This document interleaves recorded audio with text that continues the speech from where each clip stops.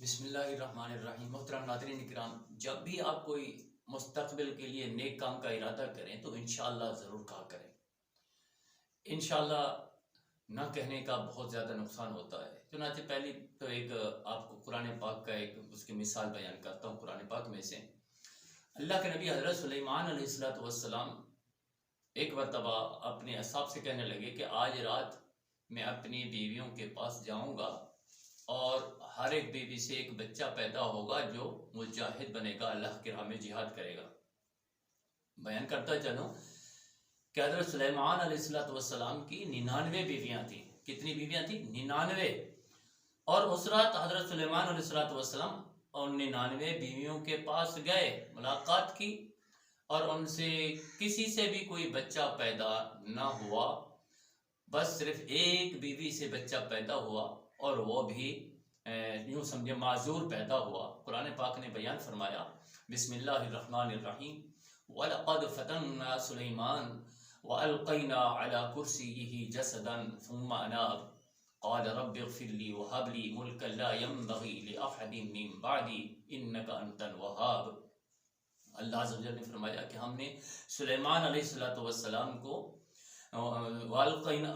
बच्चा अता किया, एक वो भी माजूर बच्चा। वलक़द फ़तन्ना सुलैमान। तो इससे नतीजा ये ज़ाहिर हुआ, वजह क्या थी कि हज़रत सुलैमान अलैहिस्सलाम ने एक अच्छा इरादा किया था कि बच्चे पैदा होंगे, मुजाहिद बनेंगे, अल्लाह की राह में जिहाद करेंगे।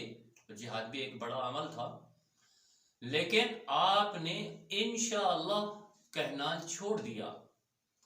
अल्लाह के नबी प्यारे आका सल्लल्लाहु ताला अलैहि वसल्लम ने इरशाद फरमाया कि अगर हज़रत सुलैमान अलैहिस्सलाम उस रात इंशाअल्लाह कह देते तो आपकी हर बीवी से एक बच्चा भी पैदा होता और ज़रूर वो मुजाहिद भी बनता, अल्लाह की राह में जिहाद करने वाला बनता।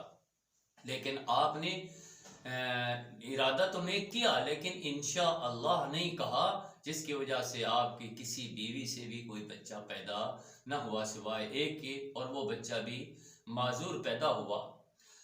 तो अल्लाह अज़्ज़ व जल्ल ने अपने हबीब सल्लल्लाहु ताला अलैहि वसल्लम को भी एक हुक्म नाज़िल फरमाया, और वह हुक्म तो जाहिर सी बात है हमारे लिए है। अल्लाह अज़्ज़ व जल्ल ने बयान फरमाया, वला तक़ूलन्ना लिशैइन इन्नी फ़ाइलुन ज़ालिका गदा इल्ला अन यशा अल्लाह।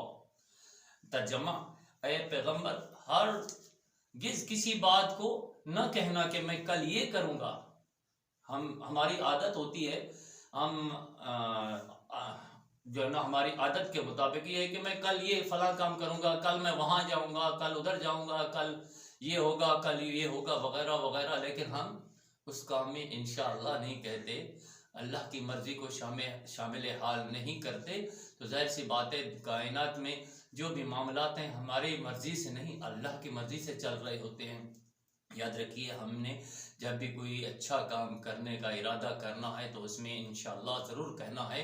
यही अल्लाह अज़्ज़ व जल्ल का हुक्म है हमारे लिए, वला तक़ूलन्ना लिशैइन इन्नी फ़ाइलुन ज़ालिका गदा इल्ला अन यशा अल्लाह, इल्ला अन यशा अल्लाह, कि तुम में से कोई ये ना कहे कि मैं कल ये काम करूँगा, बल्कि इल्ला अन यशा अल्लाह, इंशाअल्लाह कि मैं ये काम करूँगा, ये काम हो जाएगा, वगैरह वगैरह।